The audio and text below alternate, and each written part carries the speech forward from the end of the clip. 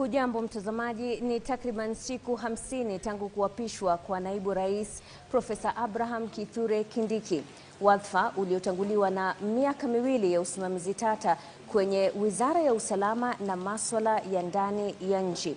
Hii leo kwenye mkao wake wa kwanza kama naibu rais atakuwa anawaelezea Wakenya kuhusu wadhifa wake mpya pamoja na ajenda za serikali. Mimi ni Mashirima Kapombe kutoka runinga ya Citizen, lakini niko na wenzangu kutoka mashirika mbalimbali ya habari. My name is Joel Chacha from K24 TV. My name is Michelle Ngele Odhiambo from NTV. And I am John Jacob Kithure from the Kenya Broadcasting Corporation. I am Ashley Mazuri from KTN. Good evening, I'm George Maringa from Cape Media Limited, TV47. Karibu Profesa, na asante sana kwa muda wako. This interview will be conducted in both English and Kiswahili, so feel free to express yourself in the language that you feel most comfortable. Now let's start with the elephant in the room. When we publicized this interview, some of the reactions that we received were quite hostile on your person. And I'll read some of those responses that we got. One said, cancel that interview. Another one said, not worth my time. Another one called you a butcher and a murderer. Another said, who killed protesters under his leadership? Now, why would this interview generate so much hostility on your person? And why do you think Kenyans feel tonight whatever you have to say is not of value to them? First, I appreciate and thank you for having me on this broadcast. It is, maybe I start by saying that not everyone is saying what you read out. There are others who are saying other things.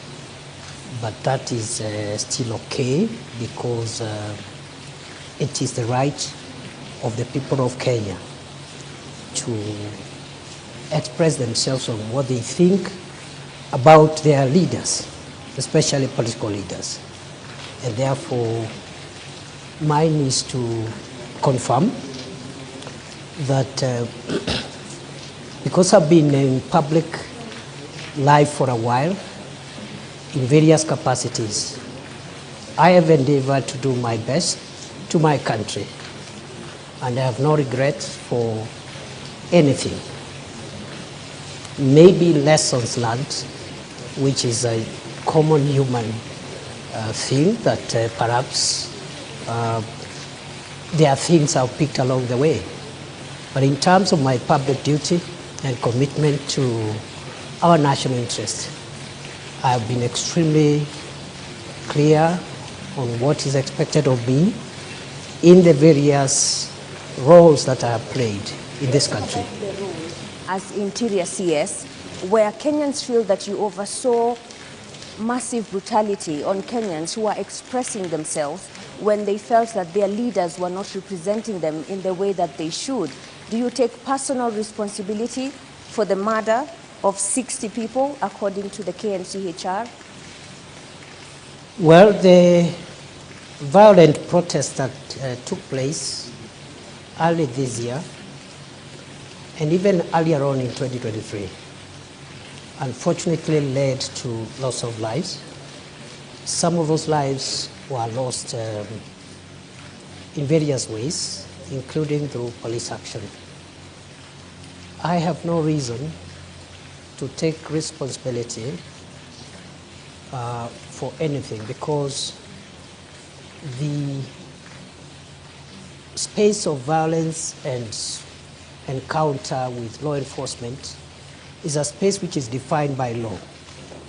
And the role of the Minister for Interior is defined in the Constitution, Article 245, on what that role is. And that role includes providing policy guidance to the organs of internal security.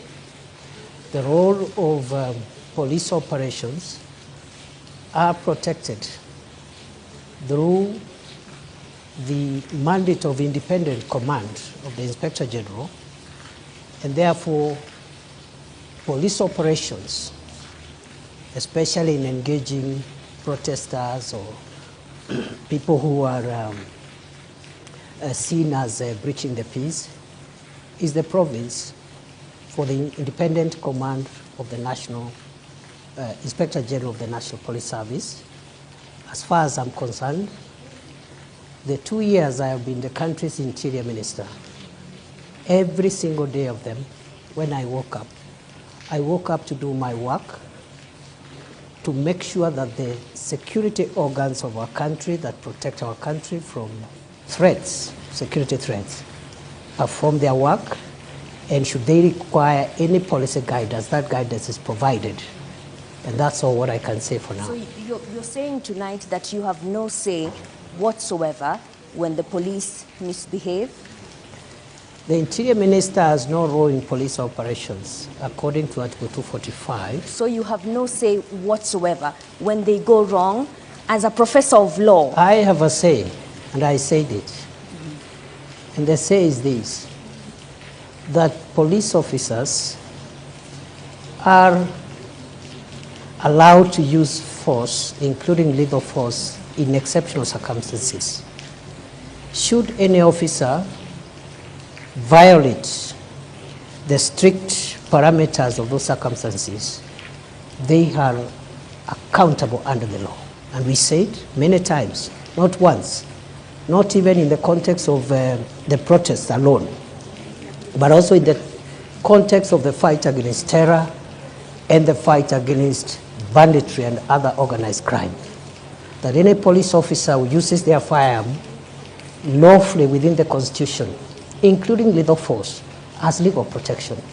But so any of them who exceeds the parameters of the Constitution is on their own, and the organs of accountability is not the Interior Minister. It is the agencies such as IPOA and the DPP and the rest. So who shot at David Chege at the precincts of Parliament and Erickson Chalo Mutisia? These two young men were not armed. Would you say that use of live ammunition was reasonable? I think the matter of the violence that occurred in Parliament and the unfortunate loss of life is a matter that which is actively being investigated by IPOA and other agencies.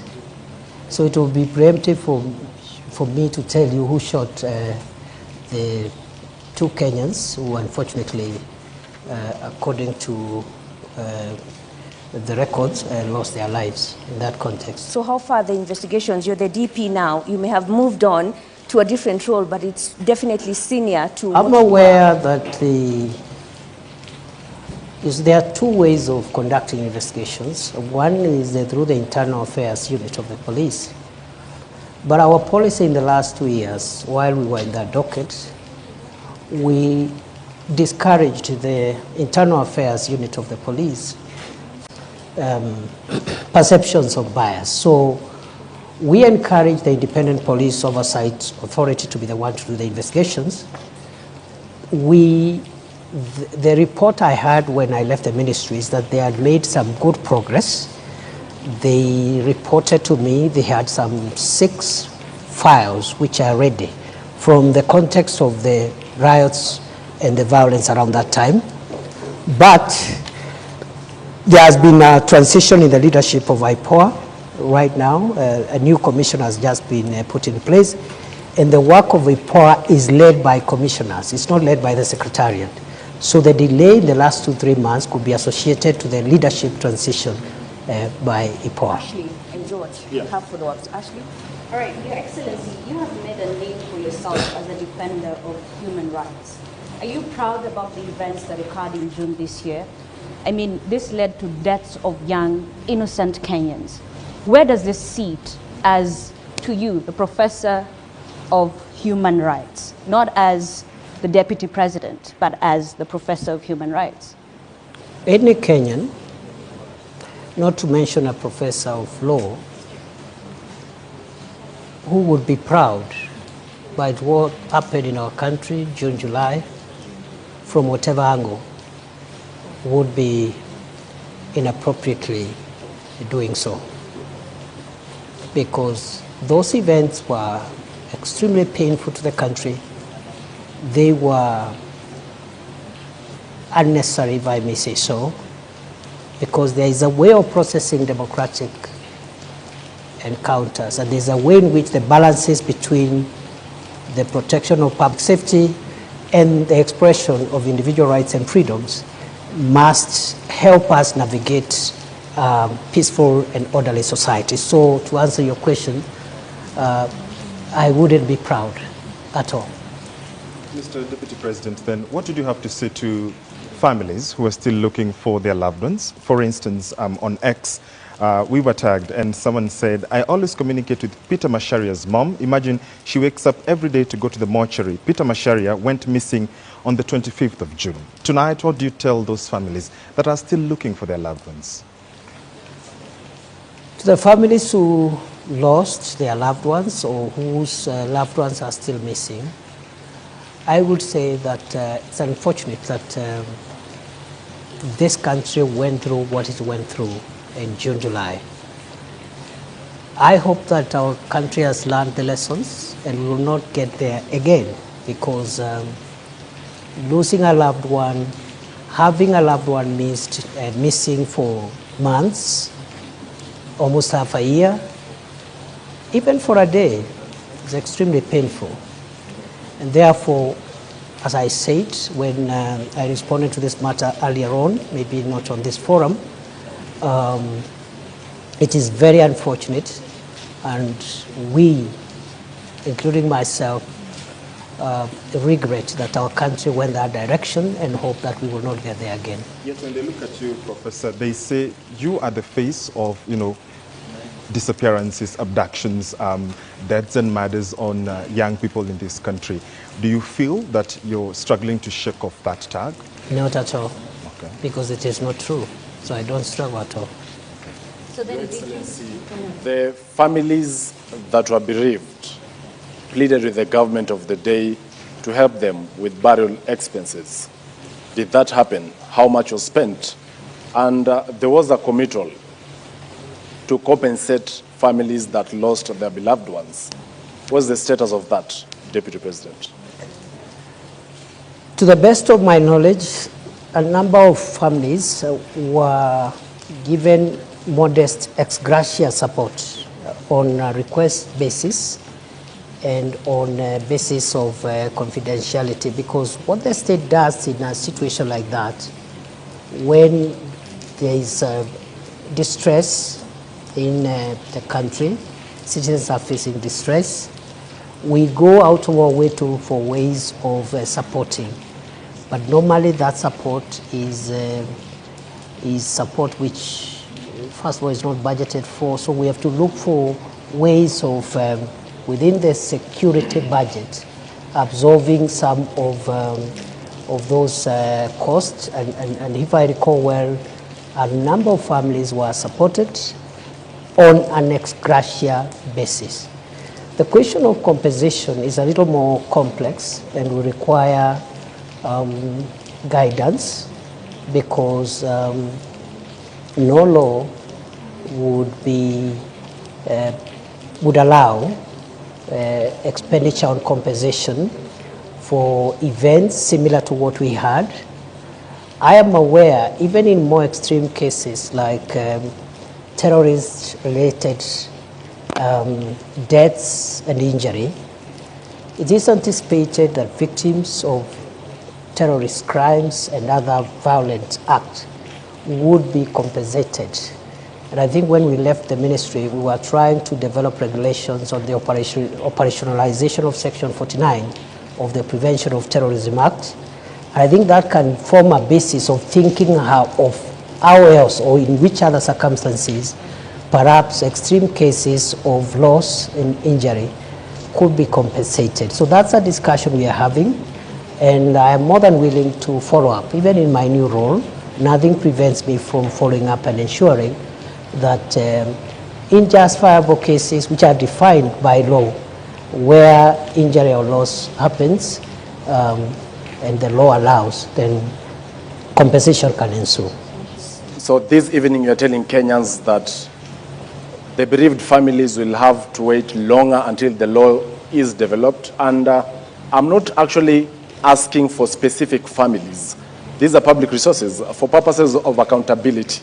Once again, how much was spent to settle the burial expenses? I wouldn't know, because it's not, you know, there's no vote called burial expenses. There's no vote like that. So this is ex gratia support, not just for these cases, many other cases every day that the state deals with are done ex gratia within the security operations budget, and therefore it's not possible to pinpoint. This amount was used for burial because of the lack of a specific vote line. On the time frame for compensation? What about? What time can they wait for? To make sure that cases where we form consensus, national consensus that require compensation are onboarded, because even in the extreme and glaring cases of terrorism, I've told you, it has taken, I think now, quite a number of years since we enacted the Prevention of Terrorism Act to operationalize that section. So I'm hoping perhaps within the year, within the coming year, we can work with the new leadership in that ministry and other stakeholders in the normal way government works and process perhaps regulations on the operationalization of some of these issues. As to whether that can be expanded beyond terrorism-related incidents, that is a discussion again which we can open up to stakeholder input and have it dealt with. It's clear, Mr. Deputy President, that the tag behind you, and you know, my colleague Mashima Kapombe mentioned it when we mentioned that we were having this interview, is not a very rosy one. And one person in particular called you the butcher of Tharaka. I have two important questions I'd like to understand. Because President William Ruto addressed the nation on the night of June 25th when protesters breached Parliament. He told the nation that that was a treasonous act perpetrated by crooks and criminals. Do you believe that the young people killed by police during the protest were crooks and criminals and not young people trying to advocate for their rights?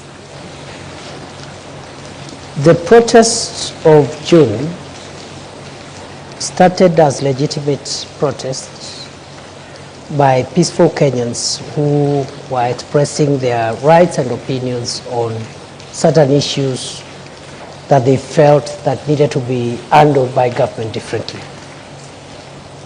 In the course of those protests, criminal elements infiltrated those protests, and it became very difficult. On the one hand, you have protesters whose interest is just expressing themselves within the Constitution, but within their midst, there are people killing people, hurting people, looting property, and that's how Parliament was breached, because protesting does not include breaching in Parliament, which is a restricted access facility. And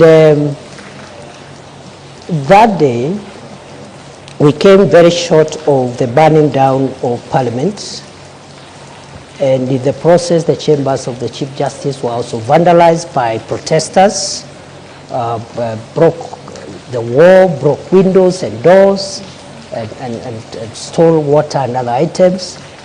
So the point is, how do we balance going forward? They need to protect the right to protest, but at the same time ensure public safety. Other countries have had their occasions, like the Americans had on 6th January 2020. Similar situation. People are unhappy with an election outcome, and they just venture into constitutional institutions and run amok and bring violence. So it is unfortunate we had that mix-up between honest, legitimate protesters and cruel and dangerous criminals who really caused a lot of pain, death, destruction, and almost put down some of our institutions established under the Constitution. There's been many questions over who gave the shoot-to-kill order. Was there a shoot-to-kill order? And was it a show of culpability for security agencies under your command that warranted the presence of the military, the Kenya Defense Forces, to quell the situation? There was no shoot to kill order. And the Interior Minister does not command the operations of the police. This is spelled out in Article 245 of the Constitution in very clear terms. If there was Your Excellency, I want to put this question to you, and it's a question of responsibility. When you're being vetted for the second time as the Cabinet Secretary Interior, there was a lot of praise heaped on you for combating banditry in the north of Kenya. And you appeared to acknowledge that. Was the police in the North Rift under different command, so much so that when it comes to the Gen Z protests, you're not the one in charge, but when it comes to the North Rift, you will take the glory? At no time have I said I've been in charge of the operations on banditry, because the Minister for Interior does not play that role. Have I provided a policy leadership to deal with banditry in the last 2 years? The answer is yes, in a very consequential manner, with great humility, because other than advising on the establishment of the Operation Maliza Uhalifu and the gazettement of the disturbed areas. You know, that's the job now of the minister. Those are policy interventions.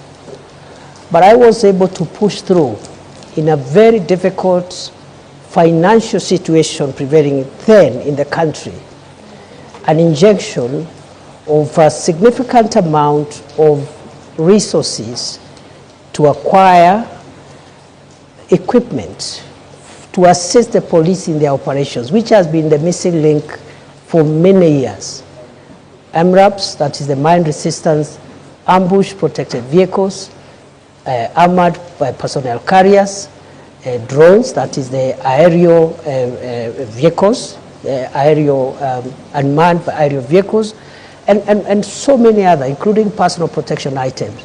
So, in a very modest way, I would want to be associated with the tremendous work done by the police, with the support of the military, to dismantle the infrastructure of banditry in the North Rift, because I provided policy support for the acquisition of modern weapons and also providing the legal space for the police to carry out operations, especially in the areas which I classified as disturbed and dangerous, because that is where criminals were always retreating and regrouping. Those areas today are completely free from bandits. The question here, Your Excellency, is on the question of responsibility.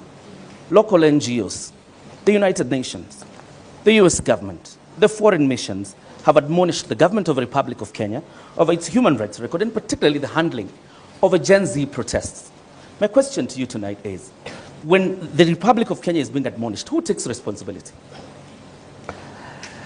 Well, as I have said, you see the general admonition or viewpoints by various stakeholders on the performance of government on many things, including homeland security, is a legitimate thing. But the question of responsibility arises when one believes that there is something they have done wrong. It doesn't arise when someone's conscience is crystal clear. They have not done anything wrong.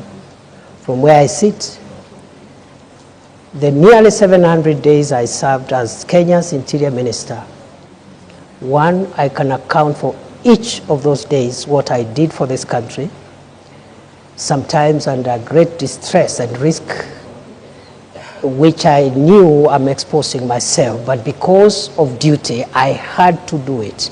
Some of the places I did, my predecessors never ventured into them. I spent nights in police barracks and military barracks with frontline soldiers, not to command them, but to give them moral support, including on Christmas Day, including on Easter, places like Lamu, where terror attacks were the order of the day, to give them support that the government has not sent these officers there to die. They have sent them there to protect the nation.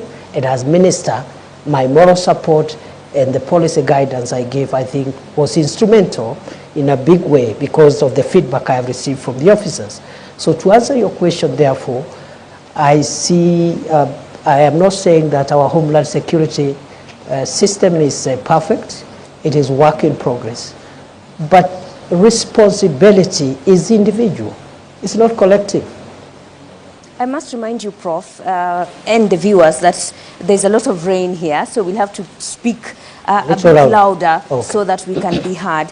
But as you speak about policy guidelines and taking modest credits for what was done in the North Rift on banditry, are you trying to tell us that you could not give policy guidelines on how police protests or moral support in them ensuring that they adhere to human rights? We did. So what happened? What went wrong? What went wrong is what goes wrong when maybe, the operations, security operations are intense and emotive operations.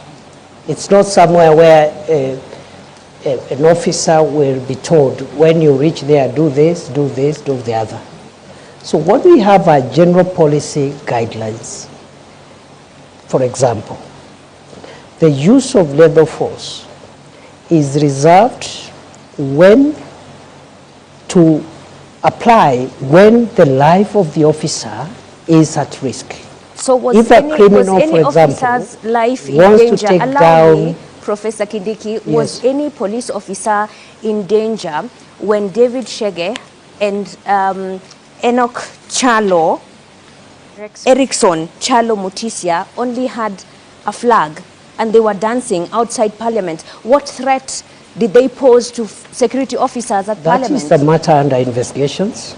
If the circumstances you're reading out there is what happened, the officers will be accountable. It's as simple as that. And how long will that take? As soon as IPOA completes the investigations and forwards the files to the DPP. Criminal investigations are complex. They involve scientific assembling of evidence.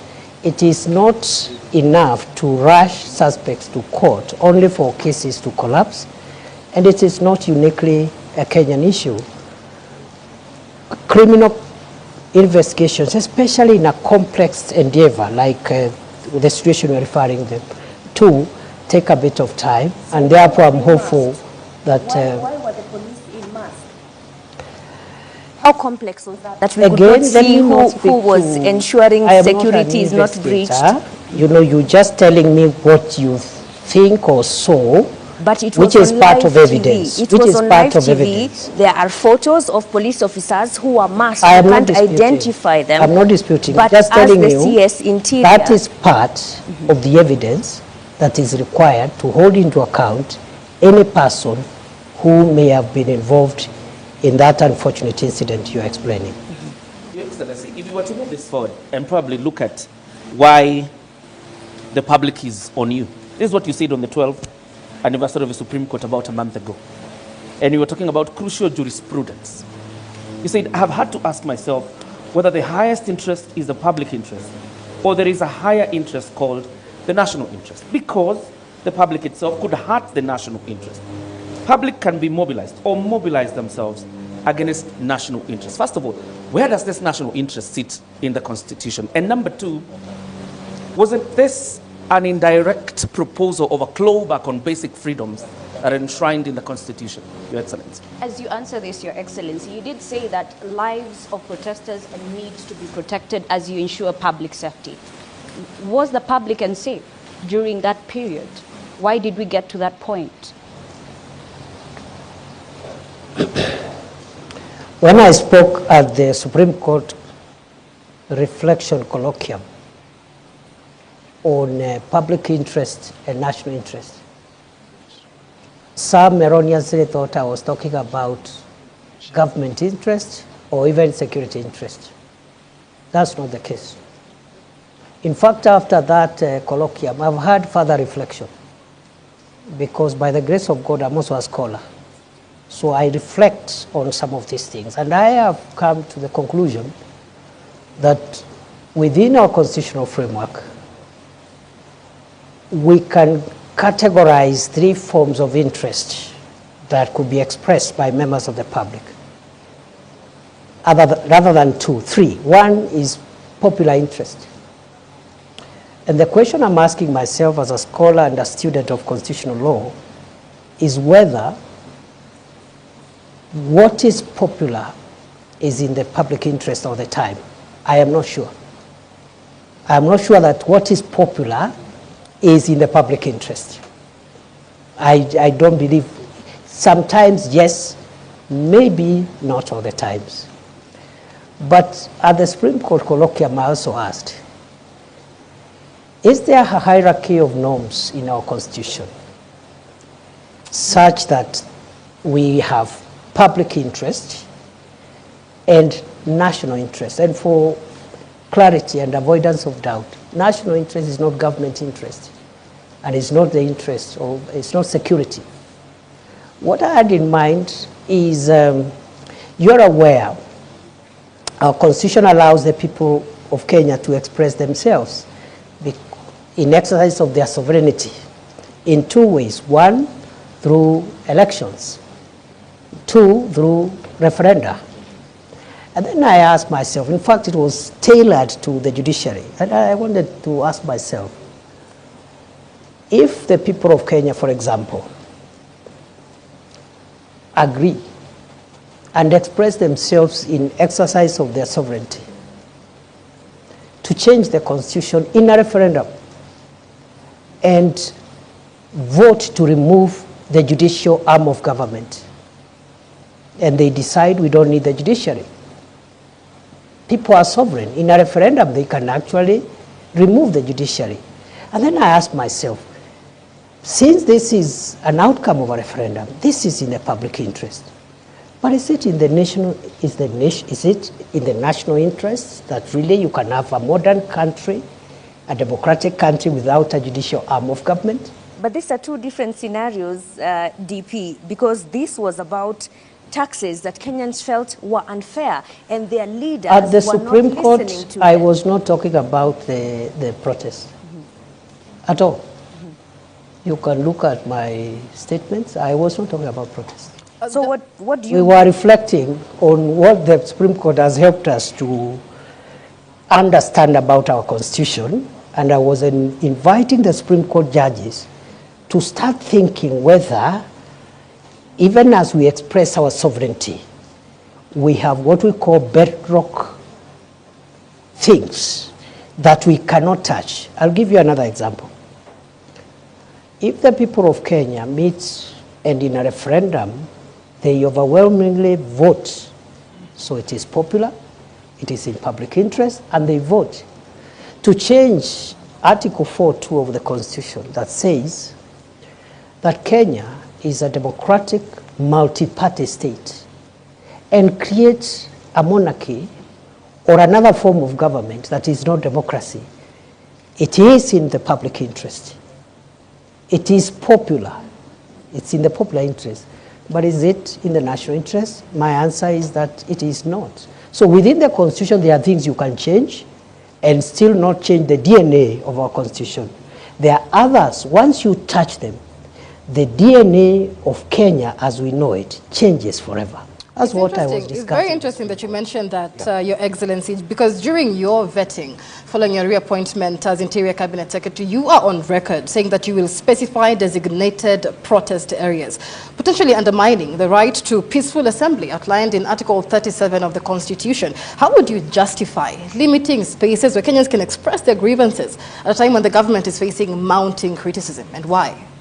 That is the practice in all democracies. Show me one democracy where people are free to express themselves anywhere, anyhow, anytime, notwithstanding the rights of other people, including traffic, the right for traffic to flow, and so forth. I have been, before I became minister, I was an academic. And for about 12 years, I traveled to about 100 countries around the world. So I'm very familiar with many democracies. Many of them, including the Hague, where I spent almost 7 years in the International Criminal Court trials, they designate places where you go and express yourself. Every institution actually is mandated. If it's parliament, they designate a place, and then the police gives some routine. They say between 11 a.m. and 3 p.m., a certain group will protest. And they tell the police will be about 500 and so forth. And then you protest there, you hand your petitions, someone comes and receives petitions, then you vacate. Maybe in the evening, another group will come. That's what we might start thinking about. But as long as we think that expression of rights means you venture and frustrate everybody else who is not part of your protest, then we are courting anarchy, and that's not part of democracy. Understand peaceful protest, because even when, if you go to Chacha, even when you saw the protests regarding the 16 days of activism against gender-based violence, they were just roughed off by police. One even wonders, because we even have had leaders who have expressed a fear and concern that actually it's not even Kenyan police. So who are these that appear when Kenyans exercise the democratic freedom of picketing? The example you have given, and government has already addressed itself to that issue. The Principal Secretary for State Department for Internal Security did Don't you think the precedences are too many? Not really, I don't think so. And I think with the apology that the State Department gave, I think Kenyans should give government the benefit of doubt. Mm-hmm. Because if the intention was to keep on doing this thing, then an apology was unnecessary. If you know you're going to do it again, you just keep quiet and do it the following day. Did you realize this only when you became the interior boss? And despite having served in various capacities in the leadership of the Senate, you didn't think of introducing that bill then? In 2015, I introduced the Homeland Security Bill, which, as leader of majority in the Senate, which was taken up and became part of it, is what became the miscellaneous security laws of 2014. I know some parts of that law were struck out, but 85% of those laws are what has made Kenya specifically stable, on limiting the protesters. The security laws did not cover the issue of protest, but it covered a wide range of issues that we needed to deal with to make sure that our country is safe. But on the other hand, legislation is work in progress. It doesn't end with one piece of legislation. It happens every day. Democracies which have been in place for 300 years are still making law, even security-related laws. So aspects, as the example I've given you, but it is not true that when somebody serves as a member of parliament or senate, everything that needs to be legislated will be done during that time. DP, as we wrap this topic up, there's one question that many Kenyans would like to know. In a Citizen TV interview after the protests, you said that infiltrators were linked to elements within government and opposition. And you said we have evidence leading to political operatives from across the political divide. We will prosecute. How far are we with that? How many of those planners or operatives? Last time I checked, I've been following up after that, and you know that's not too long ago. That was July. After that, as you're aware, the cabinet was dissolved, the entire cabinet. For that period around August, there was no cabinet. July, August, and then September, the vetting. So by the time I went back to the ministry, it was sometimes, I think, almost October. I can't remember the date. And we are following up on that process. As much as I know, a number of people have already recorded statements, and as far as I know, a file was forwarded by the DCI to the DPP, but it was returned to seal certain gaps that had been discovered by the DPP, and therefore that is work in progress. As I said, criminal investigations take long, but I'm sure there will be accountability for everyone who may have either incited violence or taken advantage of the peaceful protest to infiltrate that democratic process.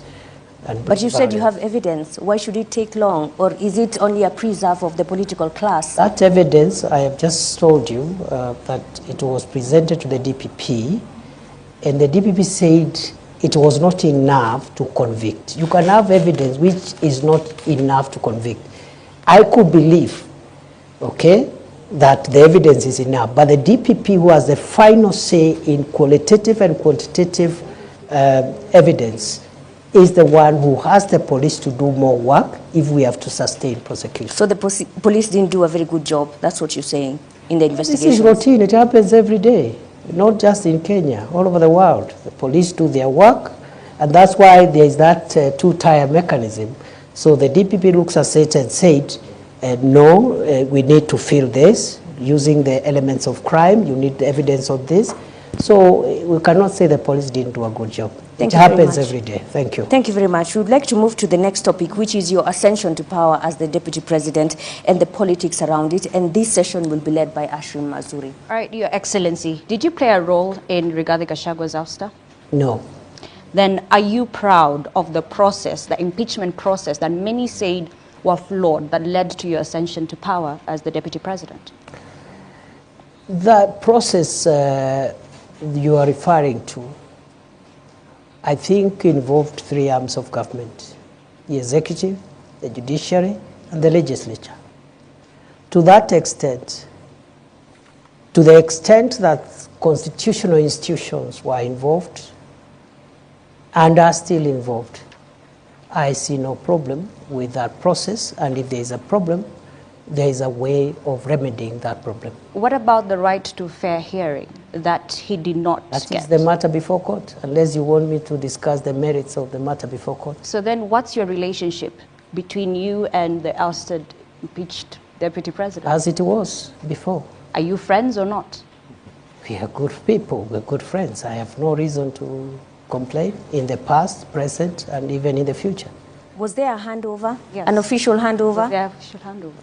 There wasn't an official handover because the former Deputy President is in court.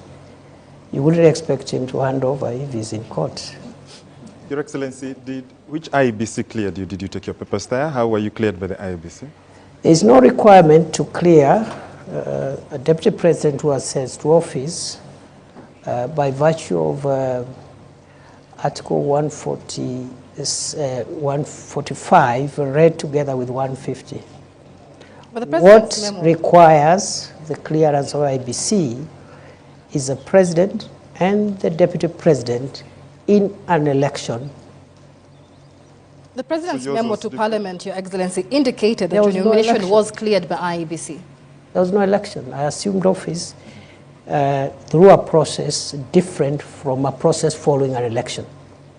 Is it an indictment of the judiciary, Your Excellency? Because the former Deputy President, through a court process, is actually outside. We have the governor of Meru, who is in office, even through a similar process. What kind of jurisprudence is that creates two forms of justice in your own understanding? And this is from a point of view as a law professor. First, the two cases you have cited were beneficiaries of court injunctions.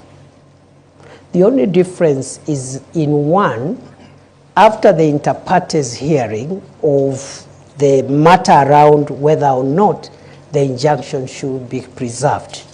In one case, the court found that the injunction needed to be lifted. In the second case, which also there has been an injunction, the court found yesterday that there is no need to lift the injunction. That's the only difference. And it happens in courts all the time, not just in Kenya, all over the world. In fact, the finding of one court is in many cases overturned by the next court the following day. So there is no inconsistency whatsoever. That is judicial practice. A judge, even one bench of 3 judges, one judge will say this, 2 other judges will say different things, on the same subject matter, same articles, same evidence, same parties. That's how, that's the independence of the judiciary is not just institutional. It is individual, it's decisional.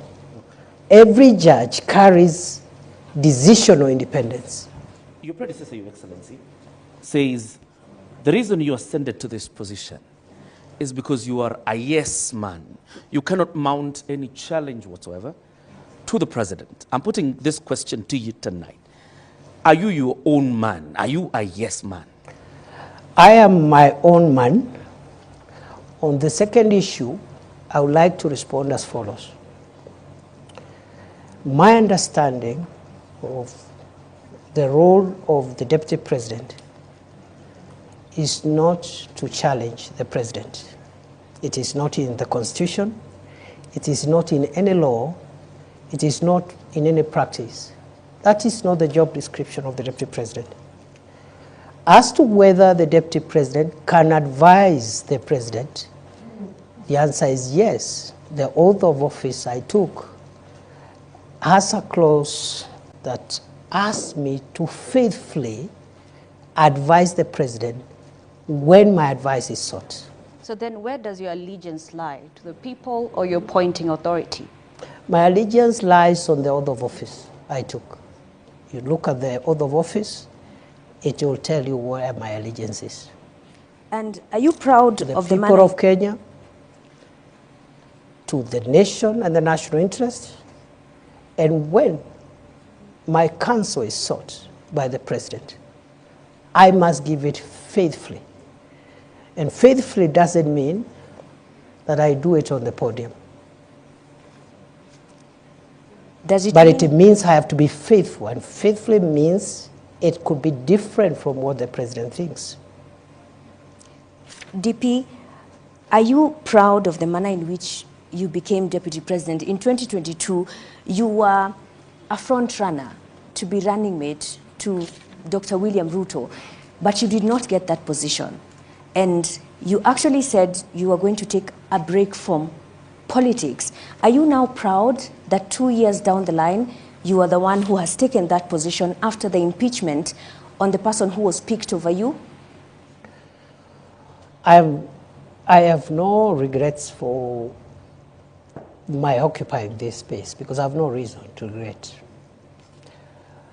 It is true I was a front runner to be deputy president in 2022 through a process that was conducted by my party. I was not successful. My brother, Rigathi Gachagua, was successful. I congratulated him, and I said 2 things. One, that I will support the campaign, the presidential campaign, until 8th or 9th of August 2022. And after that, I will take a break from elective and appointive positions. But you still took the CS Just a moment. position. Just a moment.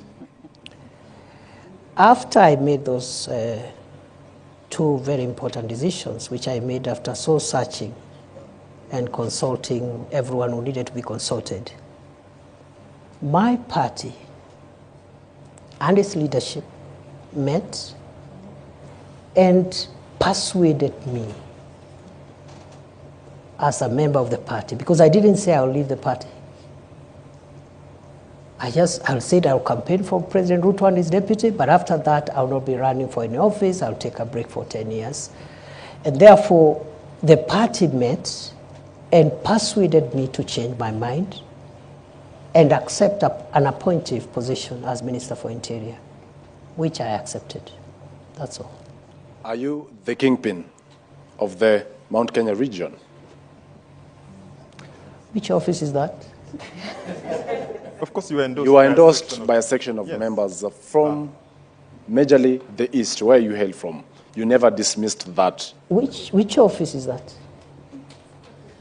Your Excellency, other than the kingpin issue, there are a majority of members of parliament who met in Nanyuki from the Mount Kenya region, that is before you ascended to the office of Deputy President, and endorsed yourself as their link in government.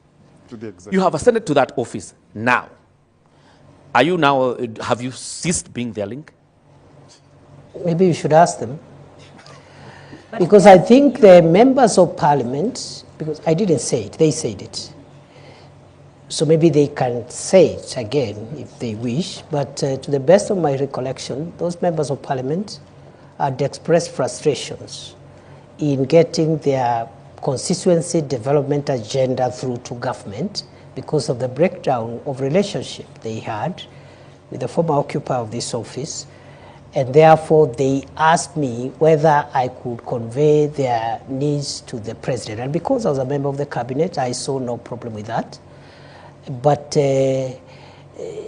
whether or not they will continue asking me to convey their messages, it's up to them to decide. Your Excellency, that region. Sir, you come from that region, the Mount Kenya region. Tharaka Nithi, where you come from, is nestled in Mount Kenya region. I want to know, because Kenya Kwanza had promises it made towards the people of that region. So who will be pushing for the implementation of these promises? That region, like other regions in Kenya, has very many elected leaders.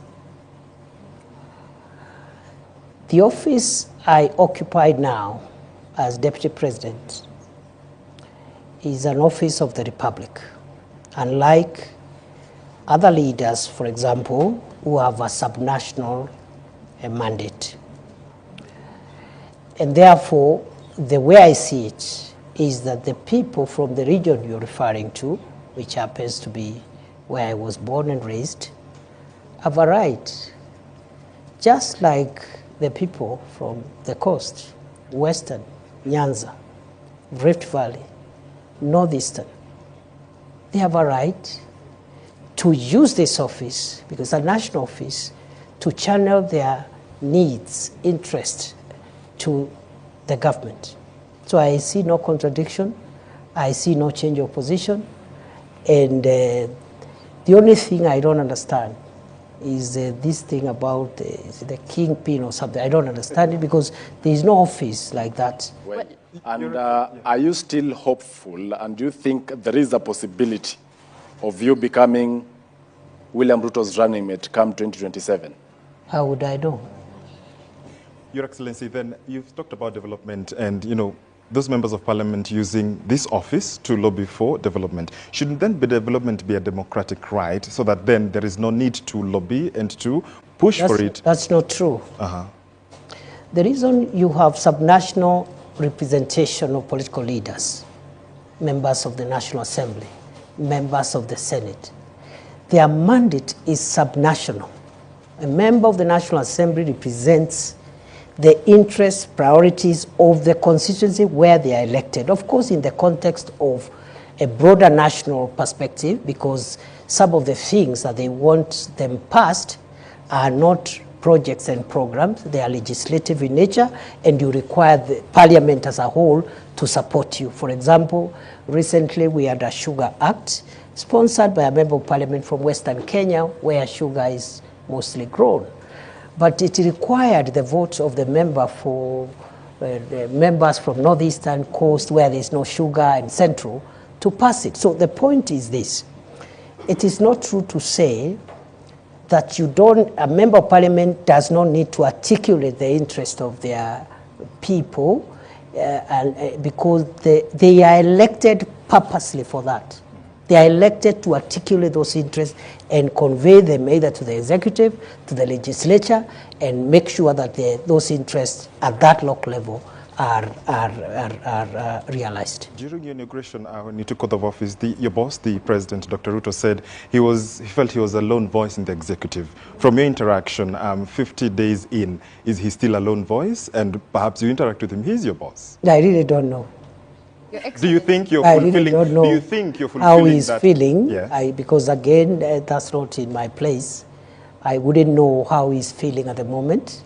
All I can say is that I'm doing my best to do my constitutional duty. That constitutional duty is being principal assistant to the president and also helping him in the delegated assignments that he has given me, and I'm doing my best.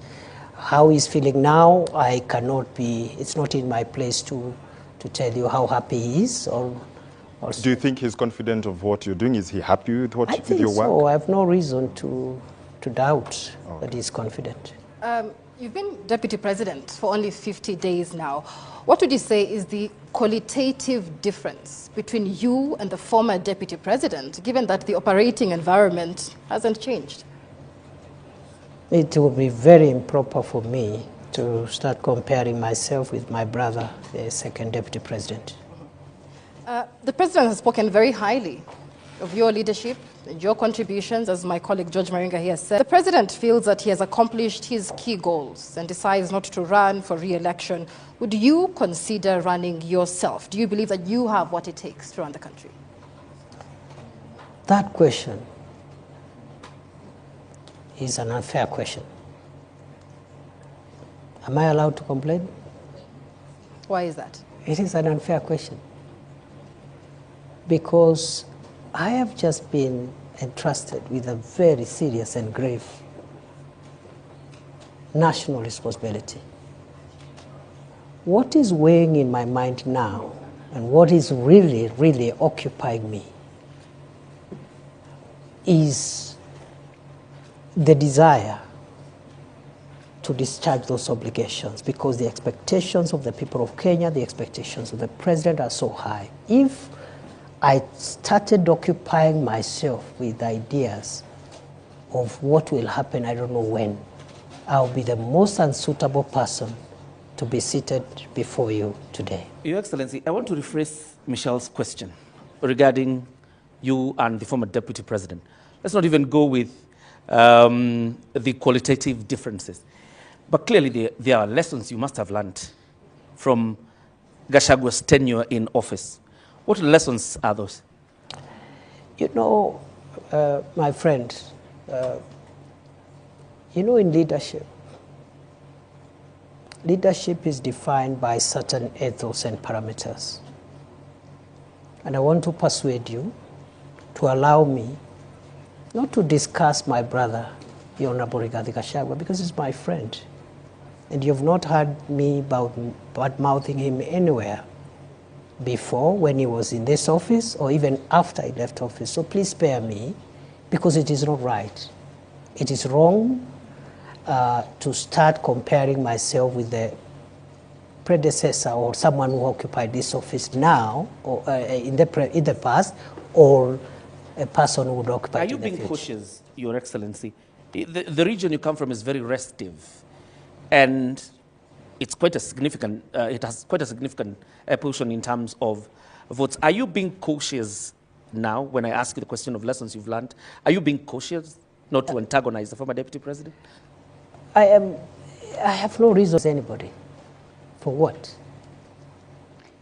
Your Excellency. Your Excellency, perhaps just to buttress on what John Kithure said, when it comes to lessons learned, many have said that the seat that you the deputy presidency has some sort of curse. They've called it the curse of the deputy presidency.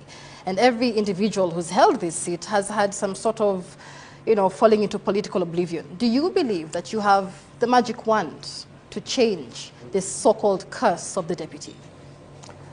I don't believe any seat is cursed. Let's start from there. Secondly, I don't think it is a priority to start thinking whether I will survive in this seat or not. As I have said, what is weighing in my mind, the same way when I became Interior Minister and the North Rift was in that shape. Lamu, Boni was in that shape, and Northern Kenya was that shape. I told myself, including the passport crisis, I said, if I will last here for 1 year, I want to try my best and have these challenges under control. So for me, I cannot start now entertaining myself on what will happen to me, whether I'll succeed here or there. That's not for me to determine. It's beyond me. What is within my reach, what is within my control, is the focus to deliver on the job. As to whether I survive or what happens, that is not within my reach, and I cannot control what I cannot control. DP, we need to move forward to the next topic, but I would like to end this with this question. The mountain which you seem to be avoiding is hostile ground right now, and not just the mountain. The government is struggling with its popularity as the president's principal assistant. How are you working to change that perception of Kenyans? And more so those who are... Did you say that the mountain is restive? Yes. The reception in Embu, for example, yes. In Nyandarua the other day, residents refused to listen to the president's speech. In Nakuru County, at a burial, again, they did not want to listen to the president's That is democracy. message. That's how democracy works. Is in that hostile democracy ground to the government that you serve as deputy president now? You see, there is a difference between running governments and being popular. Those are two different things. And for me, a leader should be least worried about popularity. The worry of a leader should be their pace and focus on transforming the lives of the people. And do you think the lives of the people have been transformed? Leader is not necessarily one who is popular all the time. However, a good leader knows when to be popular. Don't you think that popularity has gone down because Kenyans' lives I really don't think so, negatively? because at the moment, President Ruto and his administration now in the midterm is not in their priority to look for popularity. There is no election taking place.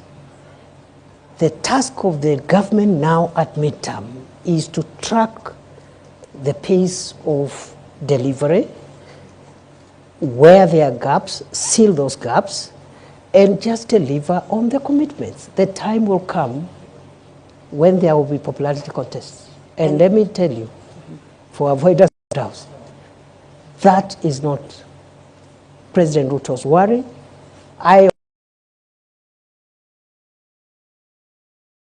Now, we'll lose it, time will elapse. We could even win the election next time, but we will not have delivered as we ought to deliver. Your Excellency, and that transformation that you're talking about, Ashley, allow me, is what brings us into the next topic, which is about the economy, and Joel Chacha is going to lead that session. Well, the government of the day boasts of a 2.8% inflation rate, which is a 17-year low. But the question here is on the shrinking disposable income, that is through what many may consider overtaxation. And the purchasing power, hence, is low. How are you working to ensure that there is money in the pockets of Kenyans? Thank you. When President Ruto took over leadership of this country in 2022, the 5 or 6 macroeconomic indicators were not looking good. And I need to clarify now that I have this opportunity. Many people think when we project that time frame so that to show the distance we have covered, we are casting aspersions at the previous administration. That is not true. Kenya got to where it was in 2022 because of factors mainly beyond the control of President Uhuru Kenyatta, because the country's economy was shut down for nearly 2 years by COVID-19. No economic activity. And then, of course, the war in Ukraine, which affected the global supply chain of wheat and other oil and foodstuffs, and many other factors. So when we refer to 2022, it is not political. It's just a fact. And in any case, that's the only way we can explain what we have done. Now, straight to your issue. The macroeconomic indicators were bad. The dollar was rising on a daily basis, 160. At one point, it approached 170. The price of fuel, the same. At one point, it approached 217 per liter for petrol, super. Then inflation was 9.6%. And then if you take the 6 basic food items, starting with unga, the main ones, again, the prices were much higher than they are today. Today, essential commodities, 2 years later, are down significantly. Just to give unga as an example, from 240, 250, 230, depending on the brand, to now something between 95 and 120, depending on the brand, maybe 120 something. Number two, the foreign exchange stability has been realized for more than a year now, from the high of 160 plus to now 127, 129 for some time. The same applies to the price of fuel, which is decreasing every day, every month, including last month when it went down by 4 shillings. Inflation again from 9.6 to 2.8%, the lowest in 17 months. Now, in 17 years. Now, that has not happened by magic or by chance. It has happened because of policy interventions, subsidizing production as opposed to consumption, this fertilizer subsidy, and so many other interventions in various sectors that has managed the macroeconomic situation. It has taken 2 years. But flashback to 2002 when President Kibaki took over, when we had similar situations at the exit of President Moi. It took President Kibaki 6 years to bring back macroeconomic stability. President Ruto has taken 2 years, by the grace of God. So the 2 years look a bit long, but in the context of what has happened in the past, I think this is a bit of a very good trial. What remains now is what you're asking me. The macroeconomic stability, for it to be felt by citizens, must be followed by microeconomic stability, which is improving household incomes, creating jobs, and so many other things that we are doing in the space of SMEs, in the space of the various sectors, including manufacturing and tourism. So, to answer your question, the macroeconomic transformation and the microeconomic transformation cannot be taken simultaneously. One must precede the other. Going forward, therefore, the remaining 3 years is the interventions. We're going to have interventions that will respond to the issues you say. Already those interventions have been operationalized. They are on course, creating jobs through the 3 major prongs, creating jobs at home, creating jobs online, creating jobs even overseas, and then also other interventions that will enable disposable incomes in the pockets of individual citizens. But going how forward, would that really it can only be achieved when the whole problem begins with our budgeting? For instance, despite the challenges faced in the fiscal year 2024-2025, your projections in the next fiscal year for 2025-2026, you're looking at having a budget of 4.25 trillion Kenya shillings, with the revenue, ordinary revenue, actually crossing the 3 trillion mark. That basically would translate either to more debt, because already we will record a 759 billion fiscal deficit.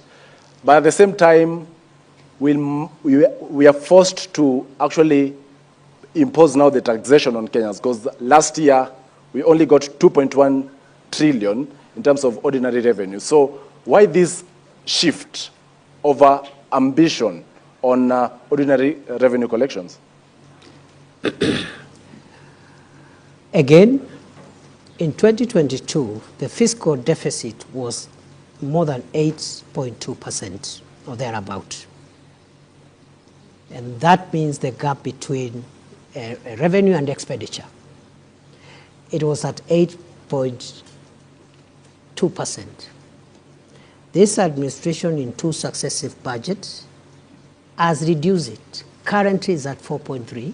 On paper, because of revenue shortfalls.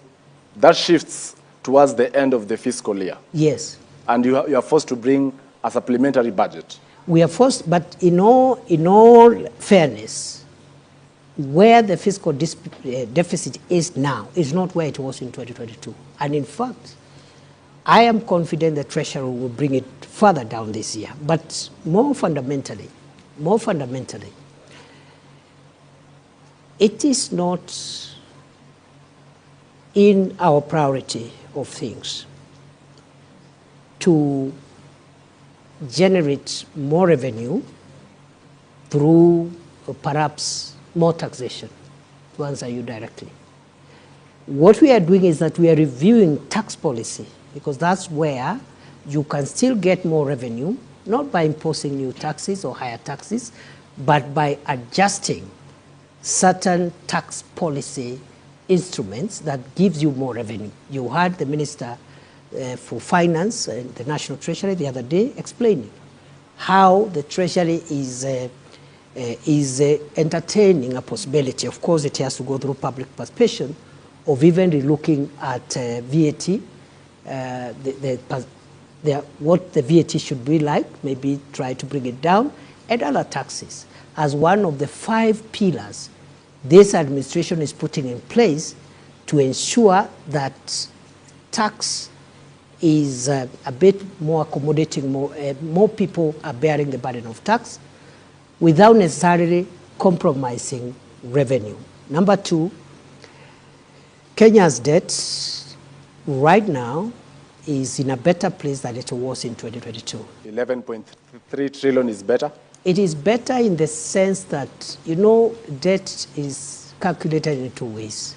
First, as an absolute figure, which is what you're citing, but also as a percentage to GDP. And in other words, many countries... At what percentage is it? Already at distress, 68%. You call it distress, it's not. If it was, the IMF would have said so, and I'm sure the IMF has not said so. Yeah, Your Excellency. They are just wonders that we need to make sure that it doesn't enter into the red zone. But 55% plus or minus 5 is what is allowed by our law. The point is, it's not even about percentage also alone. Many countries, including developed countries, are highly indebted. The US, for example, the US debt is about almost 120% of GDP. Japan is 250% of GDP. 248, 250. So and many other countries. Singapore's debt also is in the hundreds.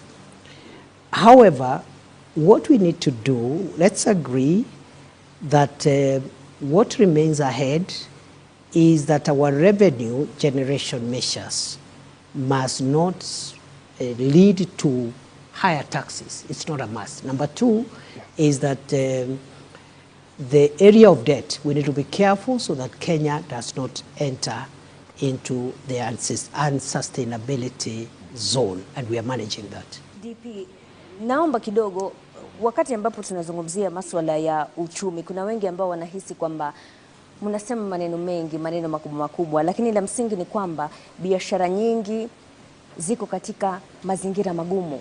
Wengi wamefunga biashara zao, wengi wamelalamika kwamba hawawezi kuendeleza biashara zao kutokana na zile sheria ambazo zilizoko na zile sera ambazo zinatolewa na serikali. Labda unaweza kuwaeleza wale wanaokutazama leo hii ambao wameshindwa kuendelea na biashara zao, ni mikakati gani kama serikali mnaweka ili kuhakikisha kwamba hizi biashara zinaweza kuinuka na wanaweza kupata pesa mfukoni?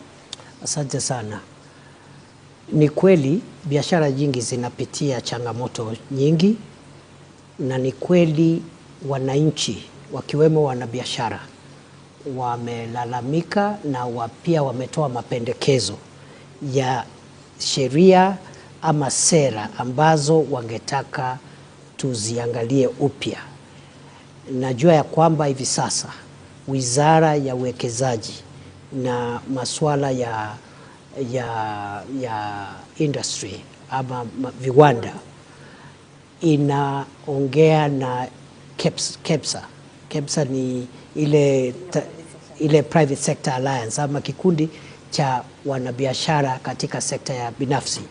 Wanajadiliana kuhusu mambo mawili, na jana wamekuja hapa kunipatia mahali wamefika katika majadiliano.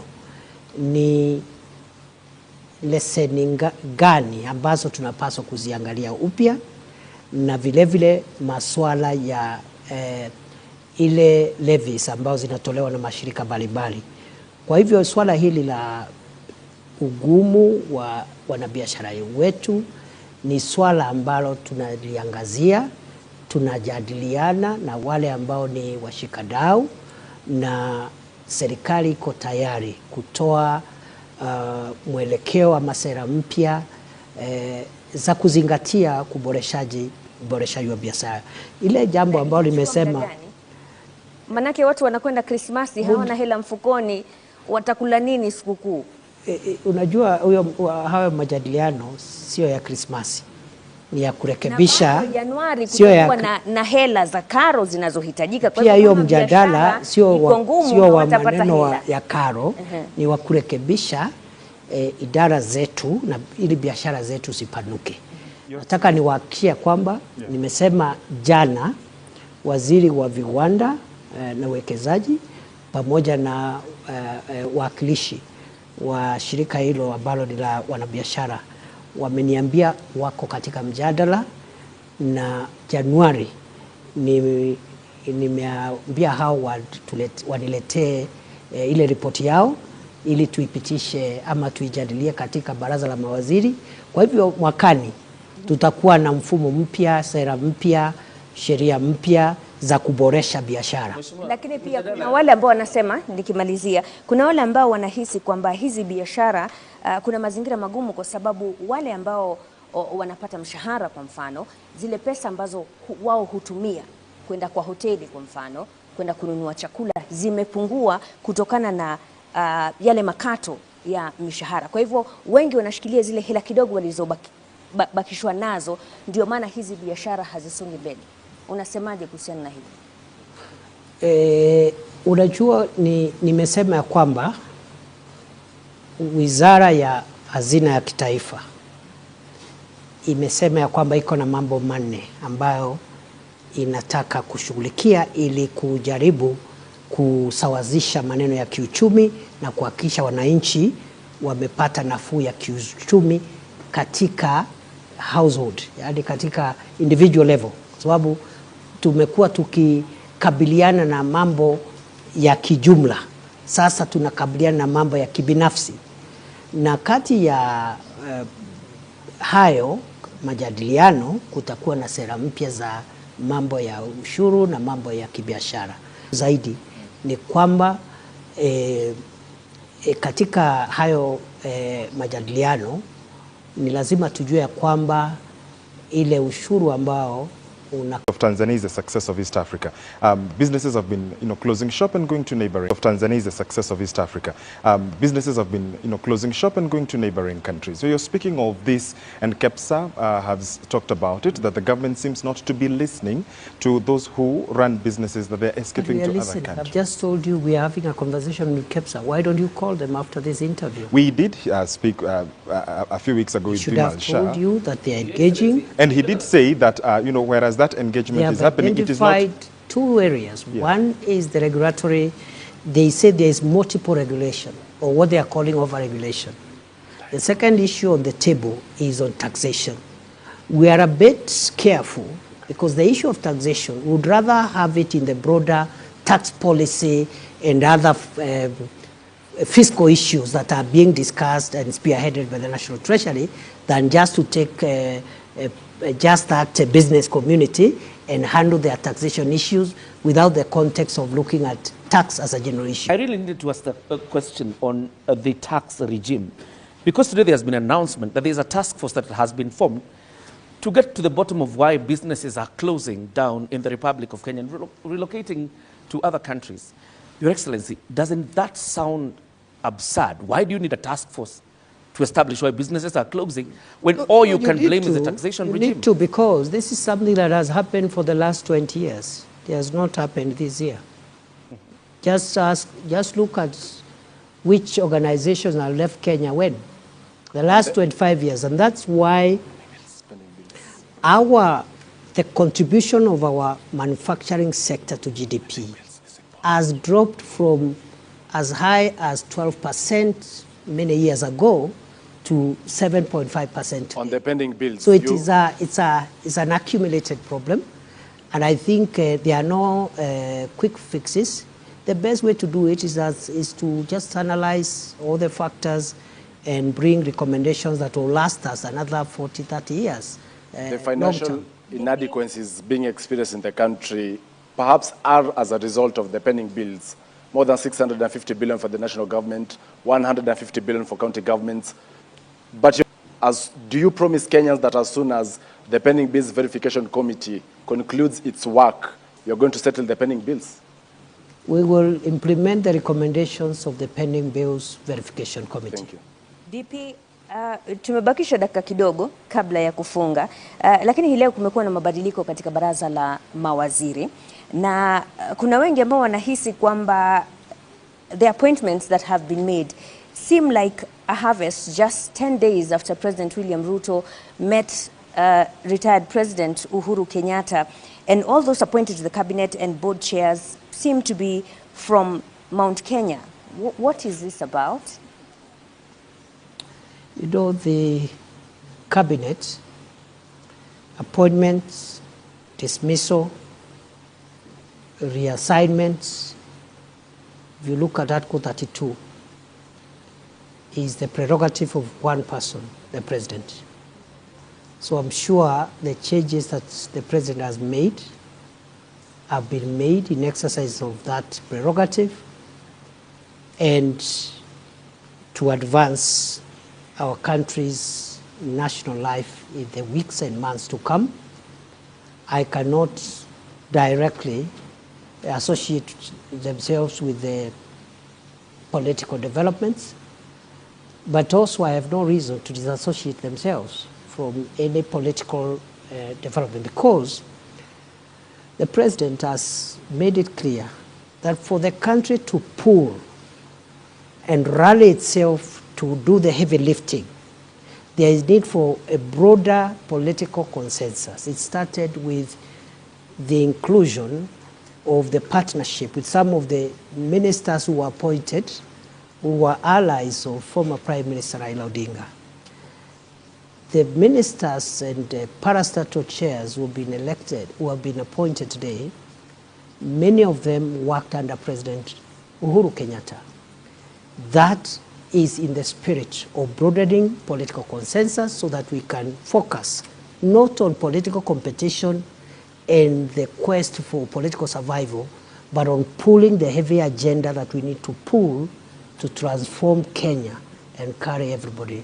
But there are those who many Kenyans feel duped or betrayed by the Kenya Kwanza administration, because during the 2022 election campaign, the hustler narrative was the cornerstone of the Kenya Kwanza administration, a break away from traditional political dynasties to more ordinary Kenyans, right? But the appointments being made recently by President William Ruto are people or individuals from established political families. It looks like the Kenya Kwanza government is running away from the hustler narrative back to the dynasties to save the day. Why is that? Has any of the ministers and parasito chairs who have been appointed today coming from established political families? Yeah, they do come largely from the Mount Kenya region, especially. Sorry again? Sorry again? They do come, many from the Mount Kenya region. Many who've been in government before, and you remember the call, especially during the Gen Z protests, was to drain the swamp, to have something new in the Kenya Kwanza administration. I don't know what you call something new, because even the ones who have come are new. They were not there, they are new. Allow me to rephrase her question, because this is what Kenyans feel, that the political class has regrouped and forgotten about what Kenyans want. What would you tell them tonight? I don't think so. First and foremost, as I said, this is not time for politics. Let's start from there. That time is coming. And we will all do politics and do it so well. Right now, it's time to do the very, very delicate and important work of pushing the country's development agenda. So the issue of, I don't know, who has betrayed who has regrouped with who, for me, the timing is wrong. Okay. And for Kenyans who are expressing their democratic views about some of these developments, they have their time, when it is election time, to express themselves on what they think about those in leadership. Your Excellency, to Matters Now development projects, and we've seen the issue that Kenyans are actually expressing is that this government is forcefully imposing government projects, programs. For instance, vaccination of animals, SHA, that is the Social Health Authority, affordable housing, and I'll begin by that before we get to the specific programs. What do you make of, or what do you think about this? Because Kenyans say it is too soon. It is being buttressed on them. You're forcing it down their throats. That is not true. Maybe it's a misunderstanding, because has anybody been arrested for not doing anything? What the government is doing is it is doing its obligations to the public. The government's obligation to the public is to work for the national interest. The national interest in this matter includes, for example, universal health coverage, making sure as many Kenyans as possible have medical cover, because many homes have been rendered poor. Even people who had something, they have sold everything to pay for medical bills, especially when it is chronic and critical illnesses. Okay. Many poor people live by chance. They take herbs, they go for, some look for witch doctors, they cannot access medical care. So we are saying, what government is saying is that it is in our interest as a country that every Kenya has an insurance, a medical insurance. It is not taking people to court for not having a medical insurance. Those are two different things. Okay, fine. The same with vaccination. What the government is saying about vaccination is that we have certain targets as a country to grow the livestock and that value chain around livestock and livestock products. For us to reach those targets, we need to access European market, the Middle East market, and even the regional market under the African Free Trade Area, and then also under economic EPAS, the partnership between Kenya and the European Union, which we signed last year. In many of these markets, our products are being denied access, and one of the requirements is sanitary and phytosanitary standards. That is to say, health-related standards. One of the requirements for us, for example, to meet our export demand is that your herd must be vaccinated. And what we are rolling out is a vaccination program which has always been there for 40 years, but because there has been no campaign, high-level government campaign, we've been vaccinating about 10% of livestock. So many of our livestock are rejected when we take them out either as live animals or beef because of the vaccination question. So it is purely a disease control issue. The vaccine is developed by Kevevapi in Kibet. by Kenyan scientists. It has always been used. It is only that we are doing a campaign to make sure, other than vaccinating only 10% of livestock, we can have 80, 90, 100% vaccination for purposes of getting market access, exporting livestock and livestock products even to other countries. DP, it's good that you, before you go to affordable housing, Ashley, because we are still on the vaccination issue, you may be explaining a very good thing for the country, but are you aware that citizens are agitated by the language of their leaders? Is there a more decent way to explain your programs and not seem like you're forcing it down their throats? And I'll give examples. Adani Consolation, the president said it is people who have never been to the airports that are complaining. When it comes to the vaccination, majority leader yesterday, I think, said ni watu hawana ng'ombe, hawana kuku. How do you think that makes citizens feel when they are trying to express themselves, yet they are met with arrogance? And to add on to that, the Kenya Veterinary Association perhaps has, among the recommendations they've given, they've said improve public awareness, enhance stakeholder engagement. When will Kenyans feel they are participatory in this government, in these projects that affect them? First of all, we agree that we need to create awareness and also just carry citizens along in our government programs, and also generally as government we need to continue communicating to the people in a manner that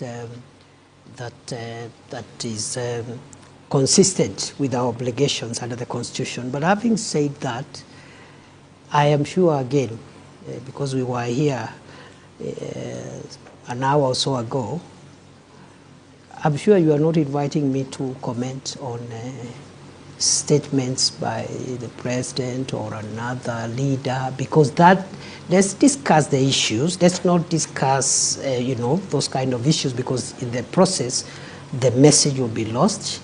And the message is these programs are for the interest of the nation. There is nothing sinister about it. As to if we need to improve our communication and engagement strategy, I agree with you. It is work in progress. We need to keep on improving. There's many questions, Mr. DP, whether these questions are really for the interest of the people. We, as the media, have reported every day, Kenyans are deeply frustrated with the Social Health Authority. Many, in fact, say NHIF was working. When you come to issues like affordable housing, we were told there was public participation, despite public discontent. When it comes to livestock vaccination, the same thing. Is the government hiding behind the facade of public participation to pass unpopular programs, knowing very well that there's no legal binding framework on public participation? And so the government really isn't bound by Kenyans who say we don't want SHA. We'll go back to what we said earlier. The government must continue listening to the people and getting input from the people. But the government also has a duty to carry out programs for the transformation of the country. Some of the programs that will transform Kenya may not be popular now, but they'll be popular sometime. Singapore, for example, which many people praise, one of the factors and anchors that took Singapore where it was among other anchors is the housing anchor. And today, if you look at Human Development Index, Singapore is up there, and one of the variables is housing, because almost 99% of everybody has a decent home. So, and it was unpopular at the time when the Singaporean leader was bringing this program. It was very unpopular. In fact, it had a component of compulsory savings. But today, many years later, after this leader left the scene, the people of Singapore are very happy that this project propelled their country into the first world. So I will end with what I started with, that what is popular may not even be in the public interest. And sometimes what is in the public interest may not be in the national interest. And the work of government is not to look for popularity. Popularity is a function of elections, which we do every 5 years. And every politician has a way of transacting with electorate to look for popularity during election.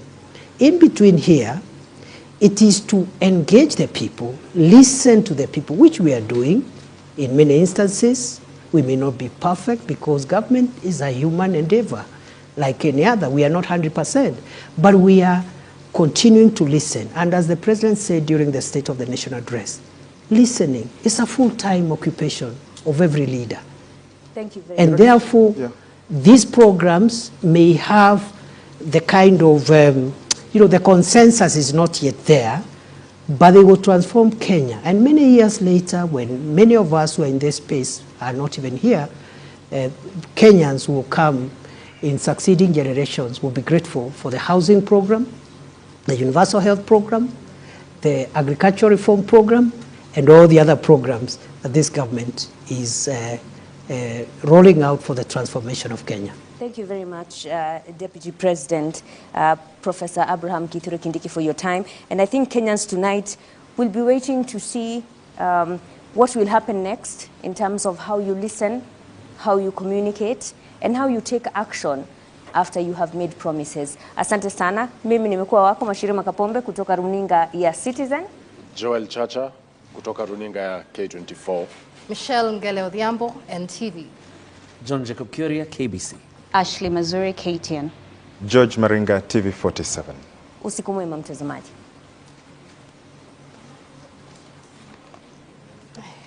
Chacha, you finished your water. What point? I assume as Deputy President of the Republic of Kenya.